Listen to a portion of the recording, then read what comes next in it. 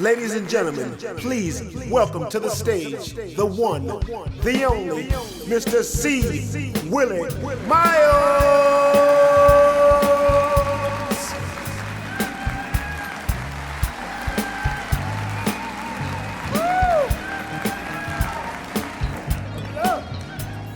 I'm done. Good night. Good Lord. How y'all doing? Welcome to the big house. Well, let's clear the air. Get this off my chest right away. Why I'm back here in Minnesota. I know the last time most of you saw me in this building, I said I wasn't coming back. I meant it. For me. But something happened. It's a true story. I'm married. When I said that, I knew I was married, I just didn't know how married. Apparently, I was all the way in. Like all the way. Because when she had the opportunity to move back, when I said I wasn't coming back, I meant it. People ask me all the time, why would you come back then? See, Willi? Well, it wasn't my idea. It really wasn't. I told her, we'll come back. I'm going to come back kicking and screaming, if you're okay with that. She would say, sure. I didn't think it was going to be a deal breaker. I just wanted to be up front. But what I found out, and what most men found out, I found out about the same time any person that's a male when you marry a female, that people say marriage is 50-50. But you find out that your 50 is way smaller than her 50. You dig what I'm saying? You know, it was two 50s. Like she had 50 and I had 50. And it's come to find out, 50 is only 35% of 50. Of course, she explained to me it would be easier and cheaper if I moved back here with her than without her.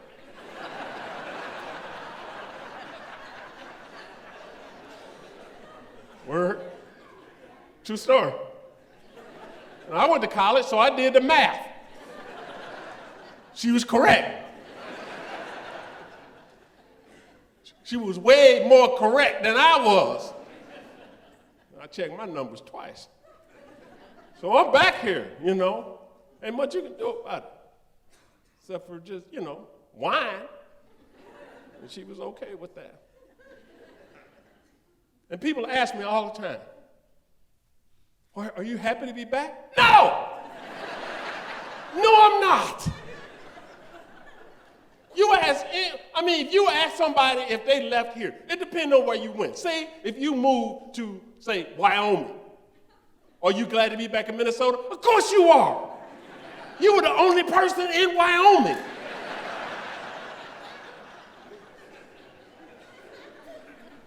Do you know I've been to every state except for Wyoming?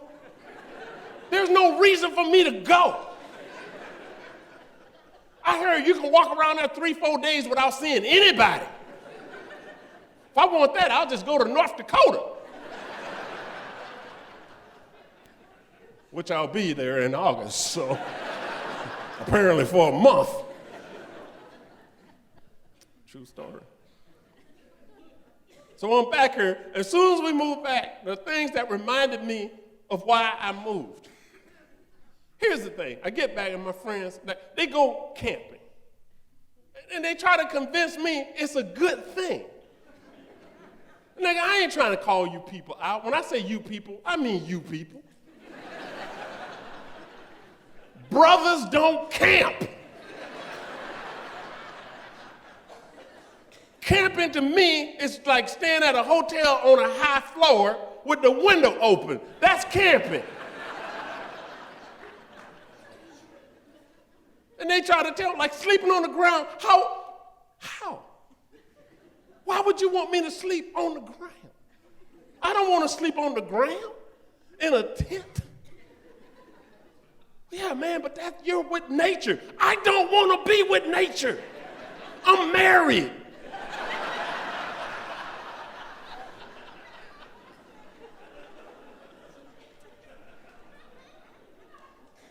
Just saying. I said, aren't you afraid like bears? And he was showing me his whole kit. You know, the lantern, and I'm looking in the back, and he's got all this other stuff and repellent, and then I saw some bear repellent. Bear? You got a spray for bear? Look, I put DEEK on sometime, and mosquitoes bite through DEEK. DEEK don't work on mosquitoes. You think a repellent is gonna work on a bear? Does anybody name one person that you know sprayed a bear and came and told you about it?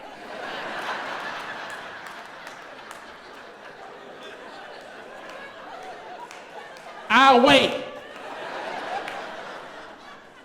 You got a bear coming at you going, all right, stop.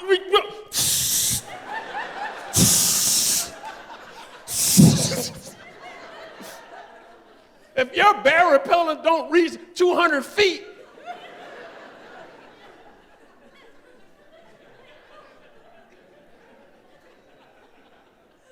and they're talking about, he had all this rope. And I'm like, what do you do? If you have a tent, why do you have rope? He said, that's to hang our food in a tree.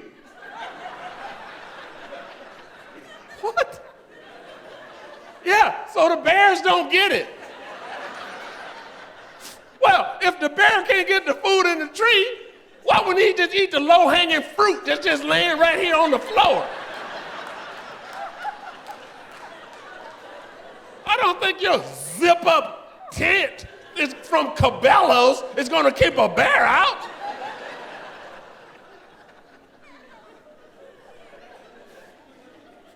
How dumb is that? You hang your food in the tree and you sleep on the ground. Well, that's just stupid. And you wonder why I don't go nowhere with you. Food won't do you no good if you're dead. All of a sudden you got a pissed off bear walking around. Oh, wish I can get that. Well, he got that up there high. We've all seen bears climb trees.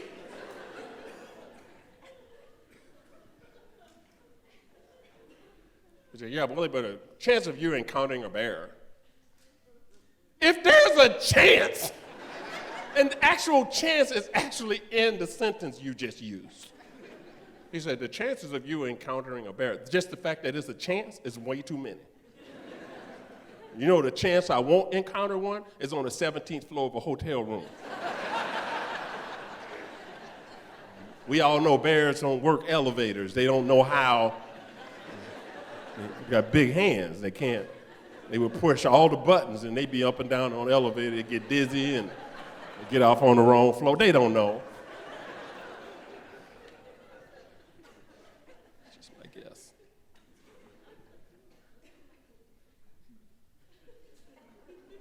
And he literally asked me this. This man has a college degree. He said, Willie, you know what you're supposed to do if you actually encounter a bear. I know what I would do. I'm gonna run. I'm gonna run fast. And you know what else I'm gonna do, Mike? I'm gonna zigzag.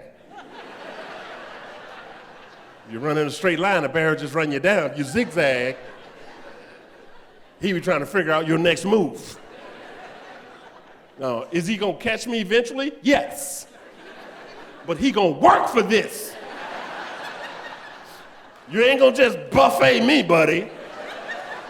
You're gonna take some stairs, run around in circles, and I will too. I'll run right around in a circle just to watch it. The bear be like, what is he doing? Hopefully you frustrate him so he can just run off. He said, no, man, don't ever do that. He said, you get big. Like, ah! How you gonna get bigger than a 7-foot bear when he stand up? This is how big I can get. Well, play dead. Let me ask you something. How many of you, well, actually, I don't care if you know anybody. Raise your hand if you've ever played dead in front of a bear. Because if you know someone that played dead in front of a bear, they're dead.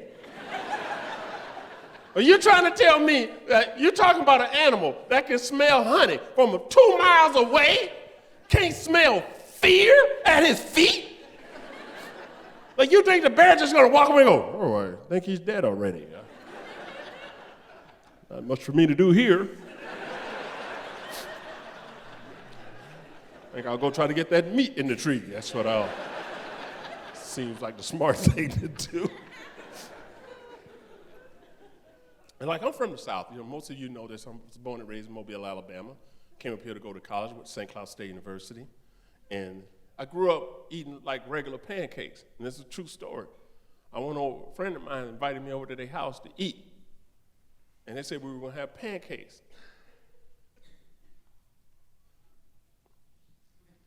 And it looked like pancakes. It smelled like pancakes. But they didn't tell me they were potato or pancakes. A brother don't eat potato pancakes. Like we call these hash browns. So you want to put syrup on hash brown?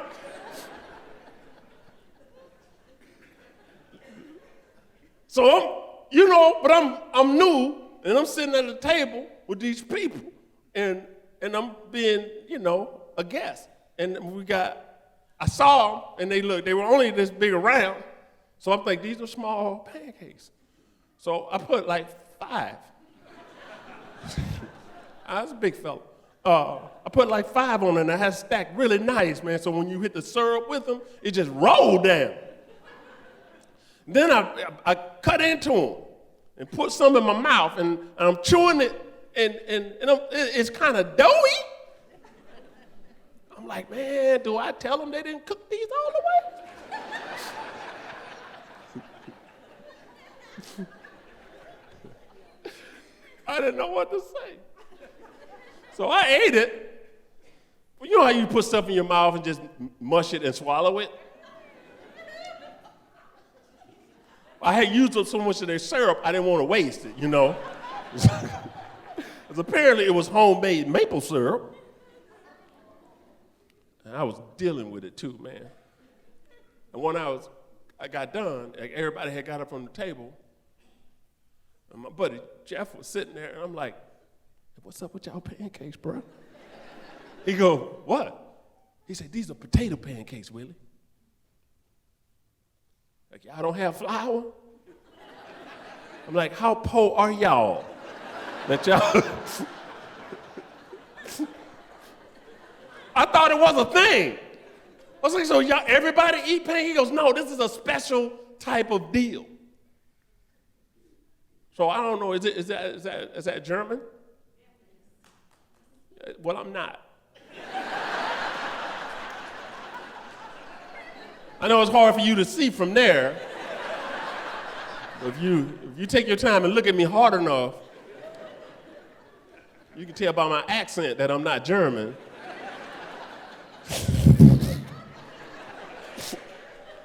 So I was like, some people, he's right. He doesn't sound German at all. It's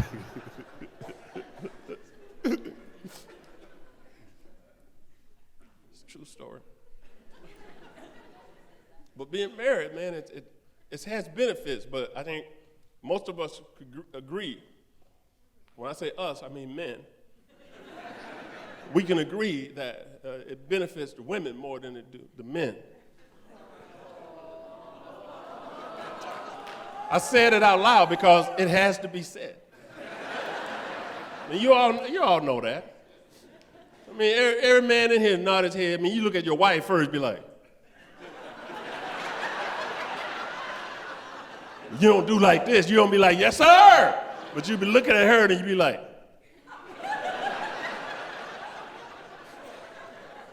when I say benefit, I'm not saying we're better for you than you are for us. I don't mean it that way. I mean, I'm not saying that's not true. I'm just saying I have no proof.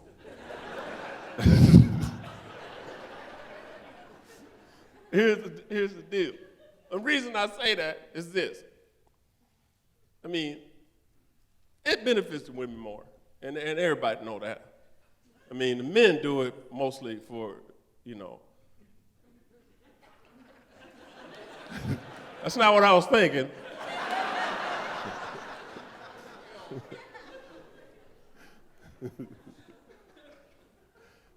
Most of men, we pick up women basically for good credit. And good credit is hard to find. No, I'm just kidding. But here's the thing. What I mean by benefits, like they get the calendar of your life. They keep a calendar for everything. And like women are looking at me like, and? That's it. If you have the calendar, you have everything. You get to decide how many pillows go on the bed. That's not our call. You put how many, look. When you talk about the calendar, let's just go back to the calendar for a second. Men don't have no calendar. And you wonder, you call any man, any time of the day, and say, hey, Mike, Friday we're going to get together and go over to Tom's and just hang out and watch the game. Let me get back to you. No man can arbitrarily just call you up and say, are you free? And you answer, yes. Prime example, last week, my buddy called me. Not my buddy, my neighbor, my next door neighbor. The day before Easter, she asked me, so what are you and Luann doing for Easter tomorrow? I have no idea, she haven't told me yet.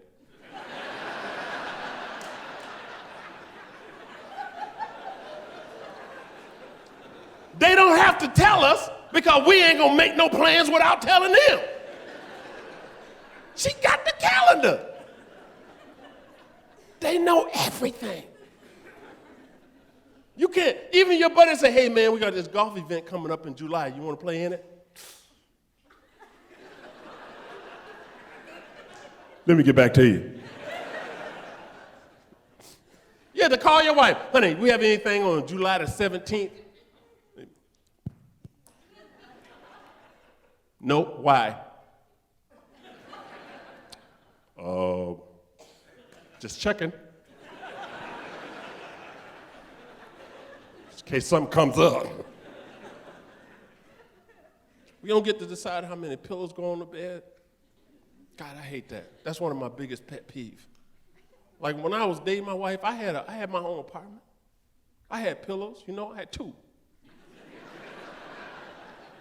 Every dude, you get 1 pillow, and then there's a pillow over here to the right of that pillow, because generally we sleep on the left side of the bed, and we can't make our wives understand it. That's the left side of every bed, not just ours. The neighbors, where we stay, the hotel, at your mama's house, at my mama's house. And my wife goes, this is the left side of the bed. No, the bed's turned the other way. I'm on the left side. Stand at the foot of the bed. The left side is this side. This is where I sleep everywhere we go. If we in a bed, I'm on the left side. If we on a couch, I'm on the left side. If we on the floor, I'm on the left side.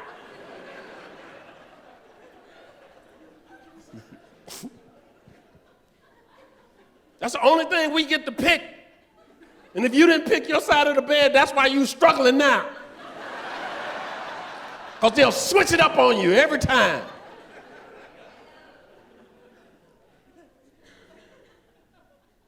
But it's the nighttime when you go to bed. Raise your hand, fellas, if you got pillows on your bed, like more than 4. 6. God, why? Why you have so, why, ladies? Why do you, we have a king-size bed and say, this is the head of the bed. Pillows are to here. If you go to bed at my house at 10:30, you need to start going to bed around 10:15 to remove all the pillows to get in the bed by 10:30. And what do you do with them? You throw them on the floor. And at our age, you got to get up and go to the bathroom in the middle of the night. You can kill yourself. You be struggling around, stepping over pillows, trying to.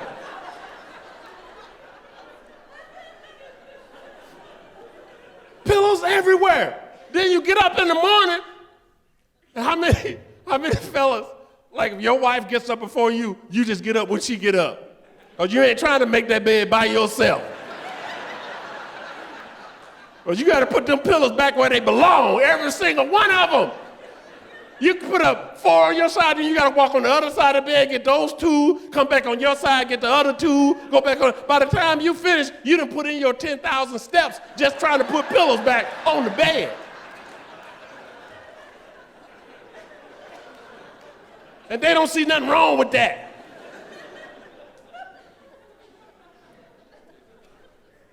And just to be clear, fellas, let me make something perfectly clear to you. I'm telling you this from personal experience. Your wife goes out of town and you're at home by yourself, and you think that there's a possibility you may go to bed without taking some of the pillows off. Don't do that. I almost died. A mound of pillows fell on my head. Almost suffocated myself because I was too lazy to remove the pillows. I was dreaming that I couldn't breathe, and in real life, I couldn't breathe.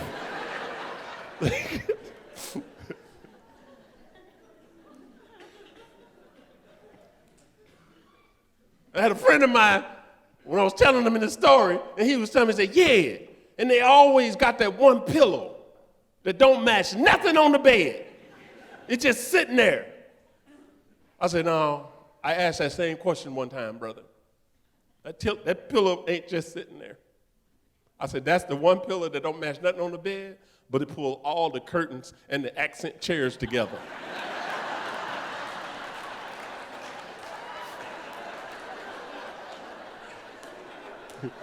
You know what I'm saying?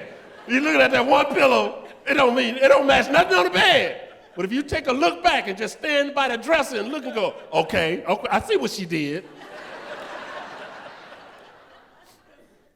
I can go on with that, but I'm gonna leave it alone because I can see the look in some of the women's eyes. Y'all think y'all scaring me, but you ain't.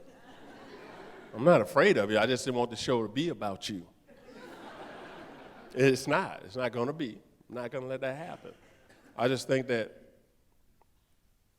you're smart, and we're lucky to have you. We really are. I mean, it's not a day go by that a man don't look at his wife and go, I feel like I'm the luckiest man in the world. We know we're lucky because you tell us every day.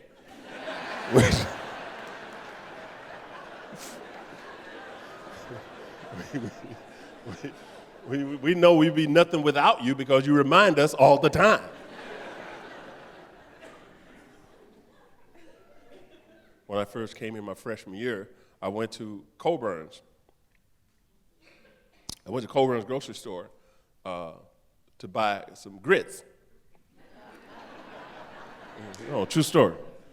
And being from Alabama, that's my comfort food, you know. And so I go over to the store, and I'm looking down the cereal section because that's where you will find the grits, generally next to oatmeal. I saw malted meal. I saw cream of wheat.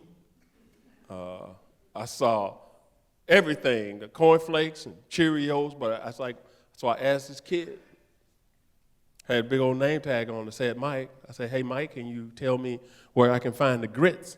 And his concern was, how did you know my name?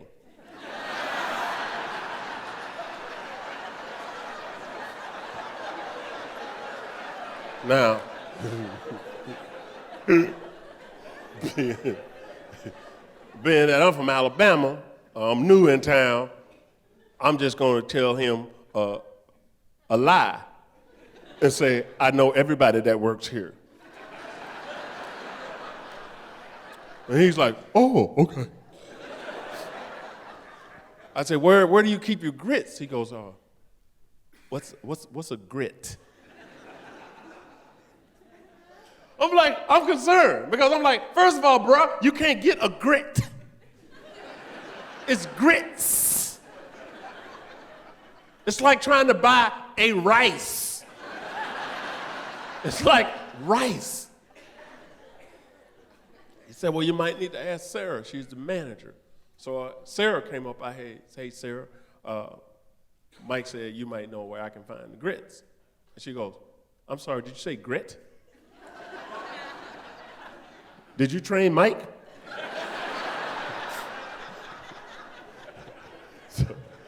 So I explained to her what it was, and she said, no, I don't think we carry those. And then she she said, well, we do have something like this, and she tried to sell me some multi-meal. Now, how many of you don't like, raise your hand if you ate multi-meal as a kid, or cream of wheat? And did you see it on TV? Did you see any black kids eating it?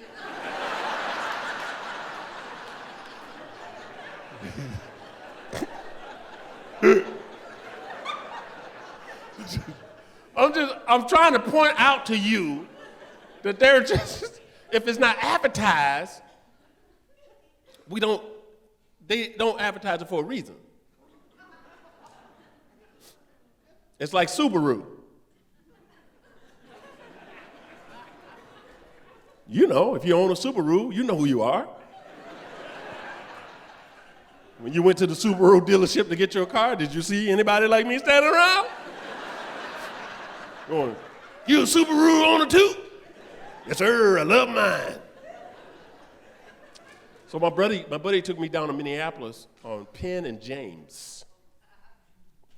If you've ever been there, my buddy said, I said, we just gonna go ahead, you gonna park? He goes, oh, no, I can't park. I'm gonna let you out. Make a couple of loops around the block. Run in and run out. So why can't you park? He goes,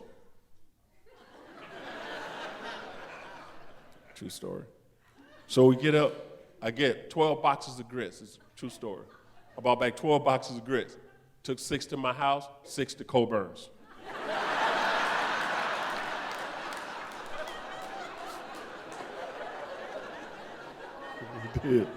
I did. So you need to put this on the shelves. People like me gonna come in asking for them. You gonna need to have this. So the reason that you have grits at your grocery stores today is because I bought them here. You're welcome. That is a true story. I'm just saying. Because here's the deal, man. As the older I get, man, there's some things I'm just not gonna do. You know what I mean? Like, I ain't gonna eat stuff that I ain't supposed to eat. I ain't gonna eat stuff that you want me to eat, I shouldn't eat. My wife always trying to get me to try stuff. I just don't do it. I'm too old now to try new things. No, yeah, you don't take risks like that. People all the time ask me, you don't take no kind of risk? I'm like, well, I mean, I made a tea time for Thursday. That's risky.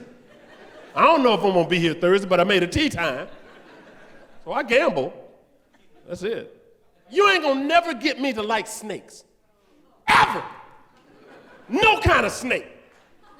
I'm not gonna like a snake. Let me tell you my first experience with a snake in Minnesota.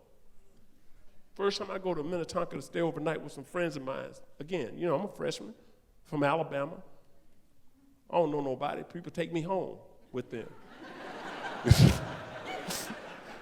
Come to find out it was more of like show and tell. But anyway, you know, it was a free meal and a warm bed. I go down to these people's house and I'm chilling, I'm hanging out, I wake up in the morning, my friend and his sister is frantically running around the basement of the house looking for Bobo. Now I'm thinking Bobo is a small dog, or maybe a hamster, or a humming pigeon, you know, or a pet turtle or something.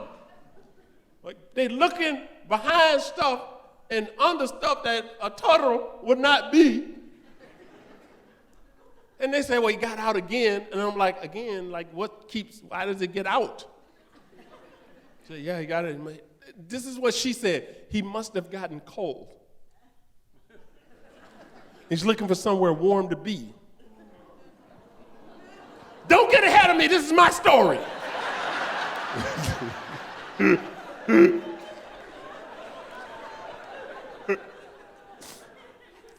So I'm on the couch. I'm sitting on the couch. And everybody looking around and looking underneath the couch, cushions and stuff. And I'm like, well, what are you looking for? Bobo. I'm like, who's Bobo? They didn't want to say. And she said, you know what?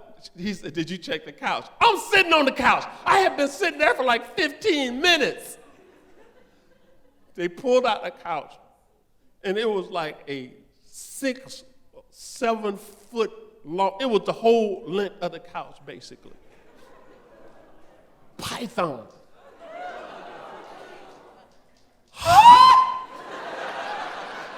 Who keeps a snake in their house as a pet? It don't do tricks. It don't fetch you nothing.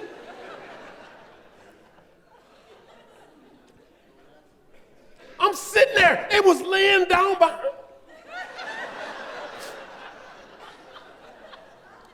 I got up. I walked out the sliding glass door of the basement of their house. I walked around the whole back of their house, upstairs, stood in the driveway and said, bring my stuff and take me home. People are crazy.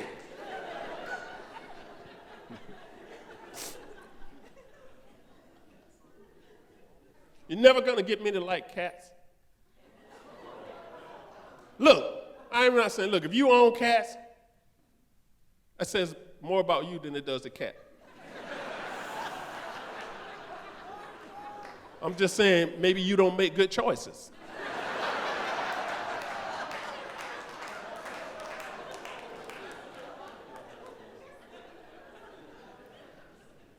People say, well, I love a cat because you don't have to do much for them. They don't need much. Neither does a cactus. You can get 4. They're beautiful. People love cats. I don't know what the intrigue is. Cats don't love you. Everybody knows that. They're not even sincere as a pet. A cat only likes you when it wants to be touched. You can call your cat. If he don't want to come, he won't come. You almost says your dog name. He's like, oh, whatever. What?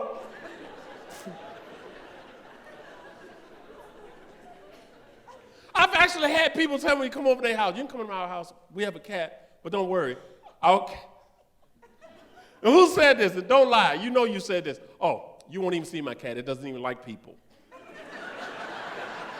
Why would you have that in your home? That's rude. Like your cat won't even come out and say hi. That's too much of a bother. I hate cats.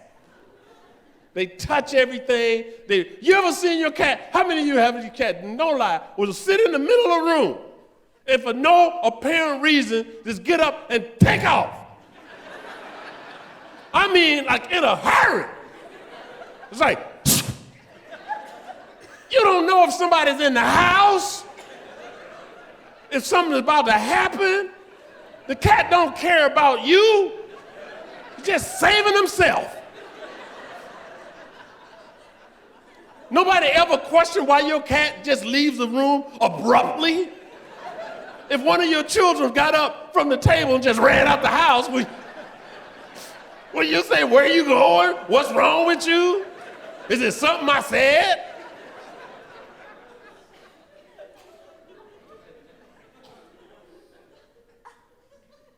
They're sneaky. And you and I both know your dog, if somebody came in the house, soon as somebody walks on your step, your dog is like, huh? I hear somebody coming in the house. I hear you.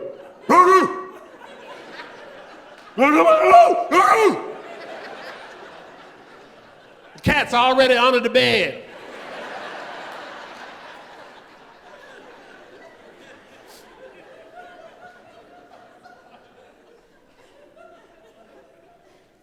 Can't stand cats. And they touch everything. As soon as you leave the house, they hear, our cat don't do that. Get a recorder. Your cat touches everything. You want to know why? When you come home from work, your cat comes in and stares at you the whole time you come back. Because it knows it's touched and licked everything that you're about to touch. Your cat sit there and be like, oh.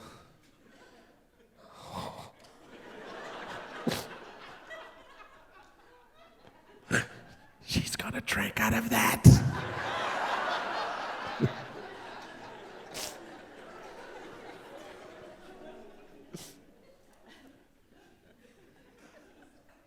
I just don't trust him, man. You'll be gone for a minute. You walk out your door, go to the mailbox, come back, your dog freaking out. What do you mean? Oh my God! Don't ever leave me like this again. I thought you left me forever. I just went to get the mail. I never to see you like that. You can be gone for a month. And you walk back in your house, your cat would look at you back. Oh, you back so soon. I'm not ready to receive you yet.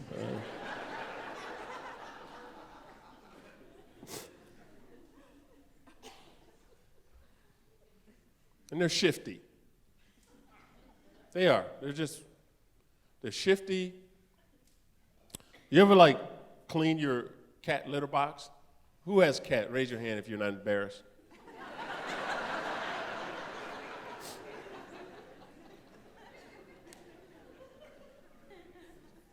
How did I know you guys had a cat? You ever look down and when you be cleaning your cat box, where's your cat usually when you're cleaning your cat box? Don't lie. Just watch. It's sitting right there. Like you ain't never done this before. They sit there and be like,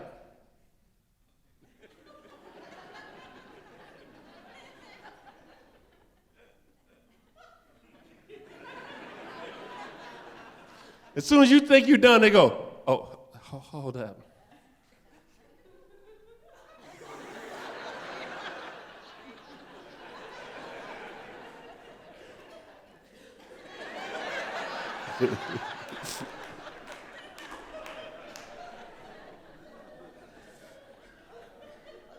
I was staying at my friend's house. I was visiting up here, and my buddy, I stayed at his house, and I didn't know they had a cat.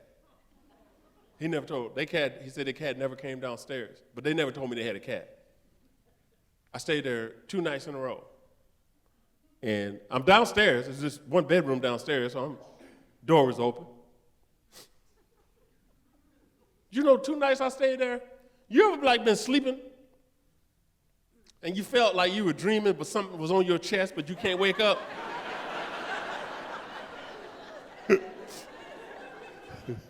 I'm not. I thought it was a dream. So the third day, we're sitting downstairs watching TV. Well, something was on we were watching together. And I'm sitting there, and all of a sudden I saw something just like, Like, what was that? All of a sudden, out of nowhere, was a cat. I'm like, where'd that cat come from? Literally, first of all, if you own a cat, don't ever name your cat Princess. They're already arrogant. He says, oh, that's Princess. This cat, they said she never comes downstairs. Well, that's changed. And all I can think of right now is that cat was coming in my room every night, sitting on my chest, staring at me, basically telling me in my sleep, you're alive because I allow you to be.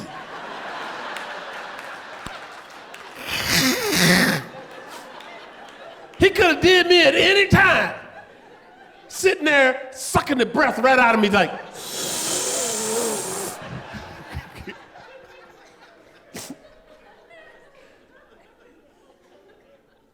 and there's another thing there's another thing I'm never gonna like, it's clowns. I'm never gonna like clowns. Ever. I'm never gonna like clowns. Anybody here know a retired clown? No, they don't retire. They go straight from clown to serial killer. I mean, they got a van. Every clown has a van. I don't know why. What went wrong in your life that you decided to be a clown? I mean, what path were you on that clown took over? I mean, people have called you a clown, but they mean that just, in terms of endearment. You're a clown, but not a clown. A full-blown clown. Now, I'm not saying all clowns are bad, but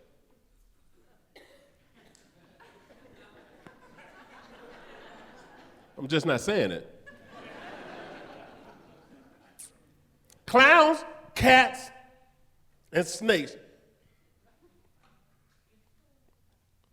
are the cause of 65% of all deaths.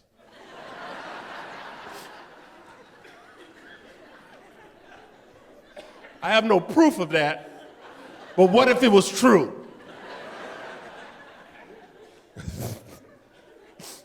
I might have made up that statistics, but what if it was true?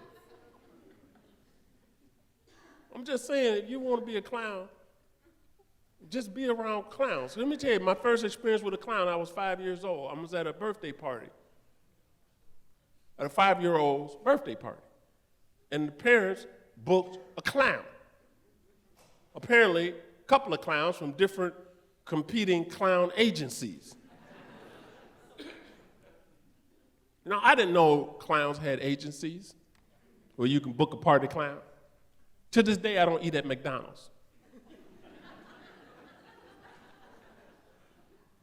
I don't know when Ronald's gonna show up. And I might have reflexes that I can't control. You walk around, how many times you ever turned around and a clown was standing behind you? You don't know what you're gonna do. How would you react? You turn around as a clown and be like, I'm at this birthday party, and apparently these clowns were beefing. That means they were mad at each other. If y'all speak that slang, I'd be throwing out. It's beefing. That means we got beef. Not the kind you eat.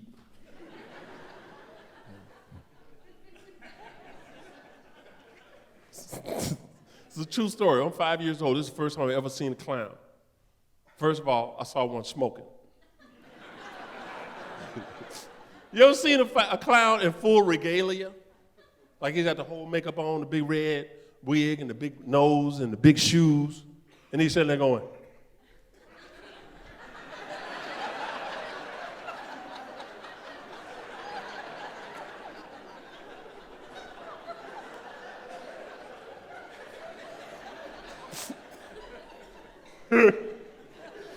So I come around the corner, me and my little buddy Ben, all of a sudden clowns, they were fighting.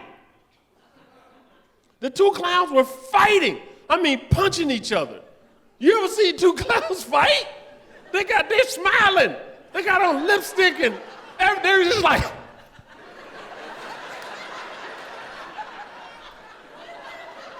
I'm a kid, and I'm like, there's no way that he won't do that to me and be happy doing it. Well, here's the thing, I'm telling you, it's a true story. I grew up back when you just used to eat everything. I used to eat off the floor. You understand what I'm saying? Remember when you used to, how many of you went to school and you got a carton of whole milk? Remember that? You old enough to remember when you used to drink whole milk? That was good milk, man. And you was eat like, I'm that old. Like when you just eat food, you drop your food on the floor, you pick it up, and you ate it. I mean, I'm old enough to remember, I don't remember people having allergies. That's how old I am. I'm not saying they didn't. You just saw them at school one day and you never saw them again.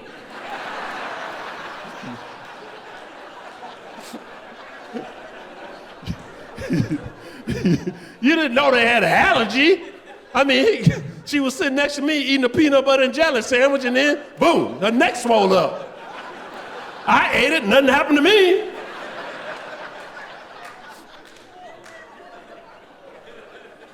I'm just telling you right now, if you lived in my family, and if you was allergic to peanut butter, you died.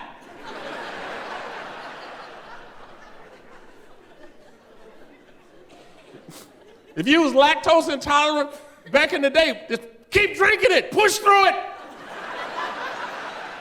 You have to make your body get used to it. Now you got skim milk, 1%, 2%, goat milk, almond milk, pear milk. You got all kinds of milk. 1%? Where's the other 99? What is in there? If I'm only drinking 1% milk, what am I drinking 99% of?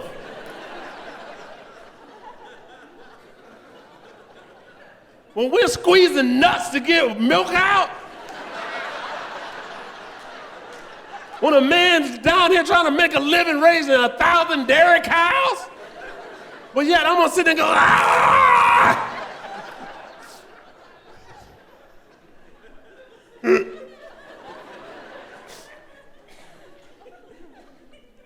You just didn't have allergies. I don't remember people having allergies when I was a kid. You just didn't. Now people don't let their kids eat off the floor. They wiping their hands with that stuff, all them wipes. As soon as they touch them, give me your hand.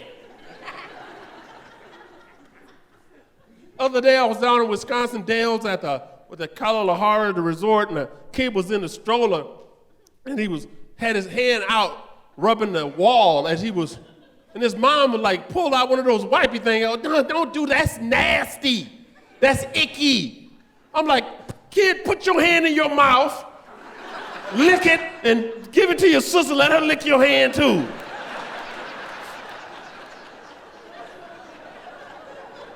Kids don't have nothing inside of them to fight the bacteria, the germs. You need germs to fight germs.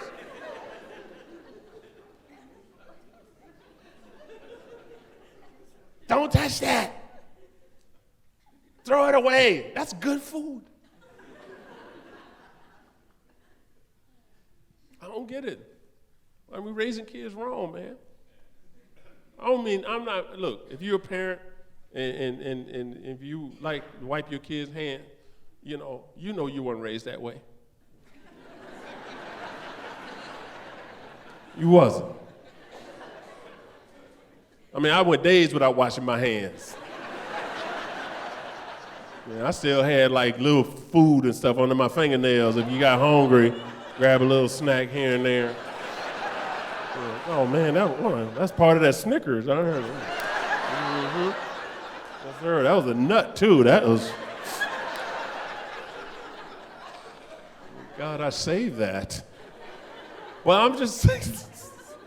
We just didn't raise kids like that back in the day, man. And my mama didn't raise them. My mother was a good parent. She was good. I'm saying, like, for instance, like my mother, like y'all, now people child-proof their homes for their kids. You child-proof your house. I mean, let your kid go under the sink.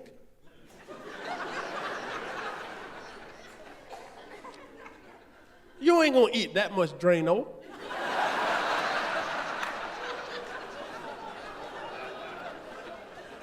And if they eat some Drano, they don't gonna eat it once. That's not something you do twice. They just don't do it twice. People, I was over my friend's house watching their children, and they wanted something to eat. And I went to the cabinet, and I couldn't get in it because it had child-proof locks, which apparently are grown folks' locks. Grown folks with an education locks. So I called them up. I said, hey, your kids are hungry, but I can't get in the cabinet. They said it's child-proof. Well, apparently it's grown folk proof. They said, well, you have to pinch it, pull it, and push it and twist it at the same time. You know what? I'm taking your kids out to McDonald's and drop them off, because I don't go in there.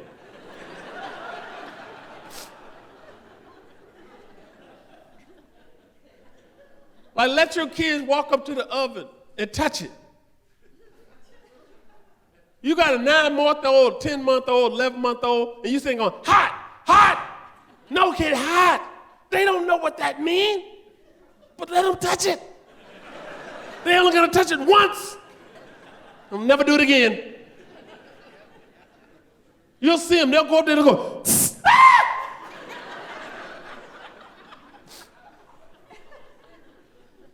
Literally, my mother, like, you go to people's houses and see they got sockets and stuff that'll plug stuff in there so people can't, yeah. My mother literally had a fork.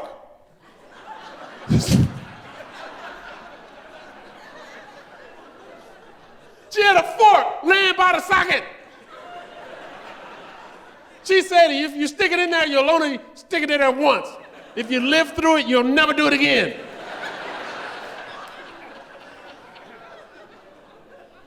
To this day, I still have a sister that calls a fork an owie.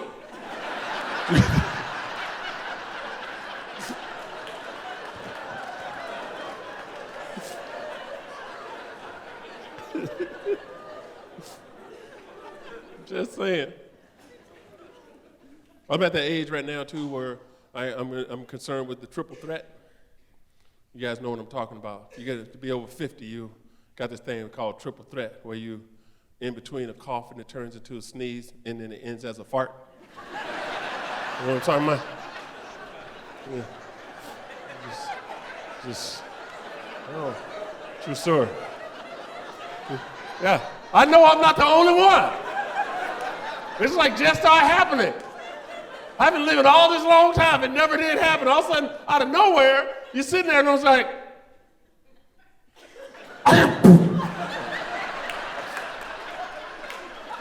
felt like I dropped something I didn't. I'm like, is that normal? And it's not like a real fart, it's a pop fart, you know? It's like for like a 10th of a second, it hurts. It's like, oh no, wait, hey. I may have to see something about that. That's an appointment I need to make. Ask my buddy. I have a buddy who's like 10 years older than me, so I keep him around just to let him tell me what's gonna happen to me. Now, I called him up. I said, man, I just had a sneeze, cough, fart at the same time. He goes, yeah, we call that a triple threat, Willie. It'll become more natural. So now you can't just worry about sneezing and coughing. Now you got to make sure that you keep everything tight. Yeah, I don't know. It's just, you know, if you're 30, apparently it's already tight. I don't know. It's just, if you get 50, then it just ain't no more. And then and all that sneeze and cough builds up, then you got, a mouth and a nose, the only place can come out. And otherwise, your third orifice is just there. And apparently it takes the leftovers, so What all can't come up here is down south, and end of the story. Because I'm on a plane, and there's a guy getting his luggage. I'm still sitting in my seat. And I know, don't get ahead of me. He's one of them guys that pop up as soon as the plane, like the seatbelt light goes off. He's trying to grab his bag down real fast, and he had one of those too, where he was like, it was right in my face. Like he was like at 70, 72, 73, he knew that was gonna happen. This ain't even new to him, he's been having it happen over time. Here's the deal. Because I'm over 50, and most of you reached it, some of you had it before 50, but most of you, when you turn 50, you get your first colonoscopy. Remember that? Anybody remember that? You guys have them? You haven't had one yet? This is for you. You're gonna get it. I mean, listen to me very carefully when I tell you this. They give you the pamphlet, and it explains so much, but it explains so little. Everybody who had one know what I'm talking about, don't you? It seems simple. It's like looking at like a recipe that only has 5 ingredients and it's only take 20 minutes to do until you start the recipe. I'm in Target trying to buy the stuff I need. I just got a hand basket. I only got 3 things. I'm already full. So I need to put that back and go get a real cart.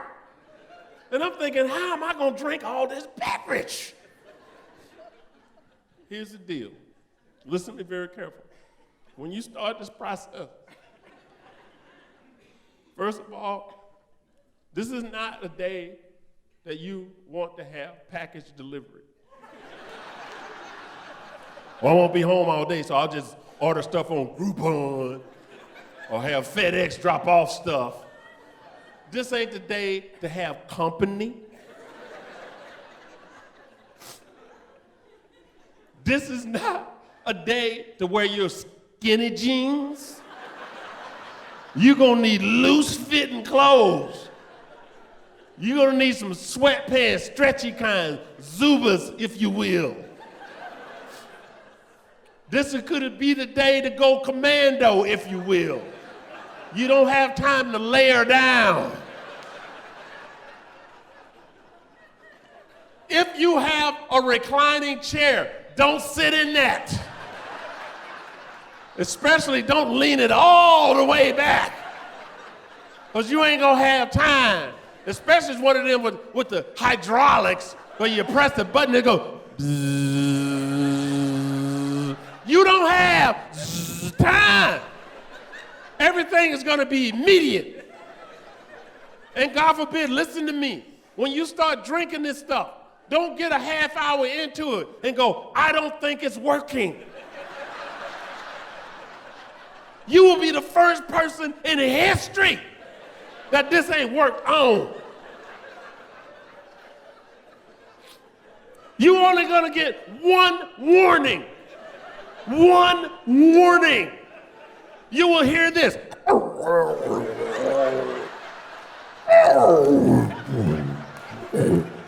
Immediately start making your way to the bathroom. You're gonna think it's up here. No, it's already here. It's in the lower back. It just sends the sound up here like a cricket does to trick you.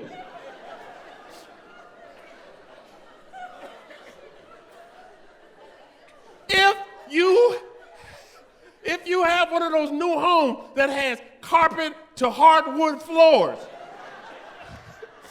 do not wear socks. You don't want to lose your footing. You don't want to come out and slip and hit it. Boom! Because if you come off that carpet and go on hardwood floor, you can go down. Don't try to get up. Keep everything tight. Squeeze it. You're going to have to commando crawl all the way to the bathroom.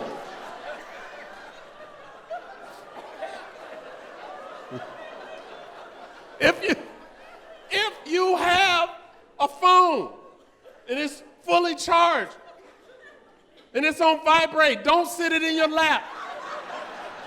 You don't need, it'd be like, you can't be excited at all. You need to concentrate.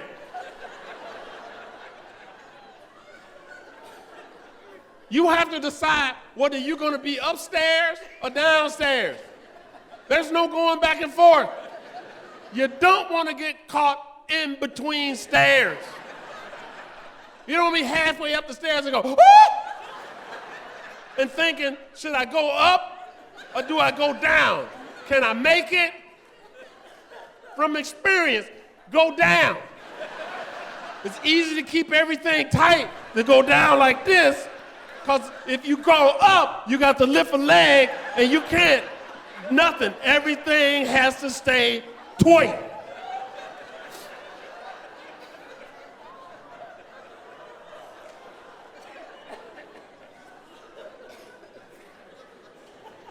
And this is important. This is really important. Listen to me very carefully. This is not the day to trust a fart. You cannot trust a fart. It may start out as one, but it won't finish it. I can tell you that right now. If you feel like you got a fart, go to the bathroom. There's all kind of trickery in this stuff. They don't even put this in the manual. And when you go there, when you get on the stool, it's gonna happen. You're gonna freak out. It's gonna be coming out so fast. You're gonna wanna look. Don't do it. You're gonna be like, oh my God, what is that? You don't wanna look. And sometimes it'll come out so fast that just the pressure will push you up. So sometimes you might have to seatbelt yourself down on the stool. You know, hunker down.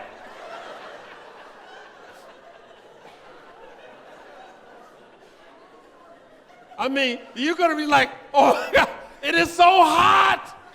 Is it lava? No, it's not lava. Don't look. After you're done, it's gonna feel like you've done like 500 crunches. And then when you don't go to bed that night, it's gonna be the scariest night's sleep you ever had. Ain't that right, people? You've been doing this all day and you think you can just fall asleep? No, you don't know. You're just laying there, and how many times this happened to you after you taking all your dosages all day, you get in bed and you go fall into a deep sleep and you wake up scared. You wake up, as soon as you wake up.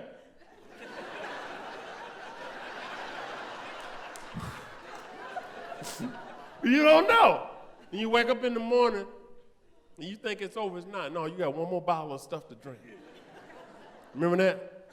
Just to polish it off.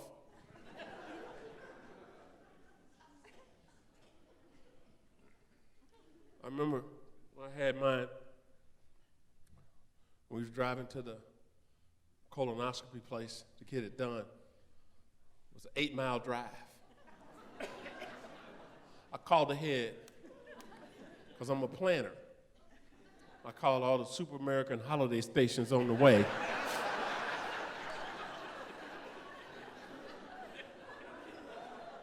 I'm like, here's the deal. I'm on my way to get a colonoscopy. And you're on my route. I'm gonna need you. I'm gonna need you to put a bathroom out of order. As I pass you, I will scratch you off, give you a call. Because I'm telling you, if I pull in there and if there's not a bathroom open, you're gonna have a cleanup on all aisles. All aisles. All aisles. So we get there, and I'll never forget, those nurses are the nicest, aren't they? They're so awesome. I sat there, and she came up and told me the whole think how it's gonna happen, just, you know.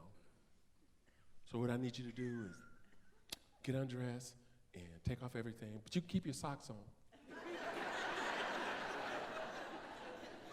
Why though? I mean, I won't take my socks off. I want the full treatment. You don't want the full experience, you know what I'm saying? I don't want to just, I mean, you got me wearing a gown, everything I own is hanging out the back, but somehow you telling me I can keep my socks on? It's a true story. She said, well, we're gonna get you on the gurney. They put you on the gurney to half the size of your body. Keep you curled up like this, because that's the way they need you.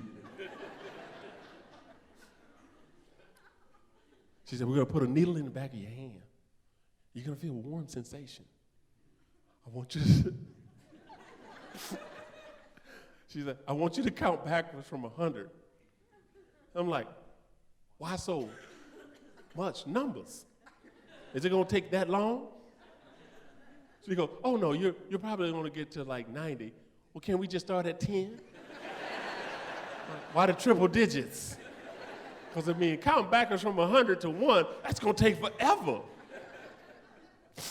She said, no, you'll probably only get to 90 and you'll be asleep. Well, can we just start at 10? She goes, sure, Willie. So I did. She did. She stuck me in the hand, and sure enough, I felt this warmness coming over me. And then I started getting drowsy. I was like, 10, 9, 8, 7, 6, 5. And just out of my peripheral vision, I saw the doctor lean over and look at me, and he's wrapping hose around his arms. And I'm like, hey, where's he gonna put all that?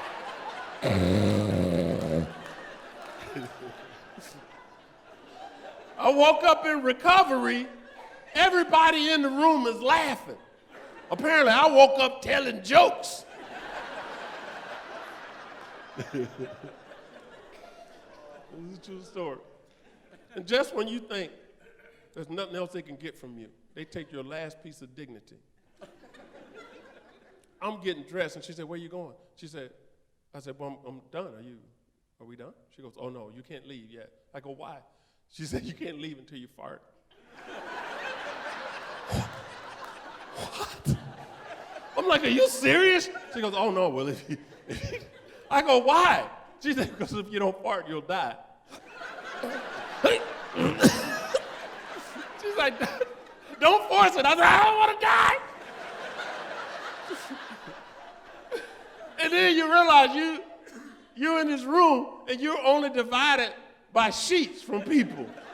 Everybody in the room's got to fart before they go. All you do, you sitting there, all you hear is, you can go, you can go, you can go. I